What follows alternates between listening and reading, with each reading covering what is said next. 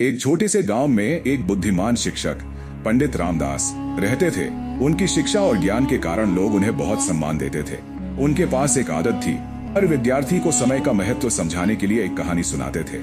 एक दिन उनके पास एक युवक मोहन आया। मोहन आलसी था और हमेशा अपने कामों को टाल देता था। उसने पंडित जी से पूछा, गुरुजी, मुझे बताइए कि समय का सही उपयोग कैसे कर सकता हूँ। पंडित रामदास मुस्कुराए और बोले, मैं तुम्हें एक काम देता हूँ। कल सुबह सूरज उगने से पहले इस खाली घड़े को नदी से पानी भरकर मेरे पास लाना। मोहन ने सोचा कि यह तो आसान काम है। अगले दिन सुबह उसने आलस में देर से उठकर नदी की ओर चल दिया, लेकिन जब वह नदी पर पहुंचा, सूरज पहले ही निकल चुका था। वह घड़े में पानी भरकर पंडित जी के पास गया। पंडित जी ने घड़ा देखकर कहा, सूरज उगने से पहले पानी लाने का समय था, अब इसका कोई महत्व नहीं।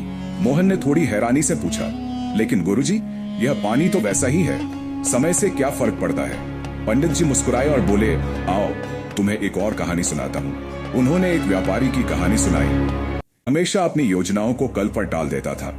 एक दिन उसे पता चला कि उसके जीवन में केवल एक दिन बचा है।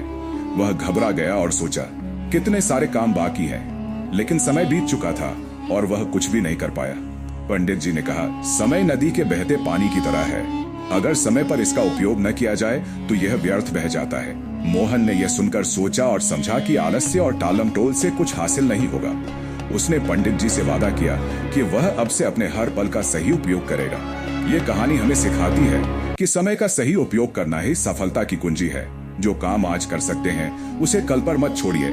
समय की कीमत समझें, क्योंकि एक बार जो समय बीत गया वह फिर लौट कर नहीं आता।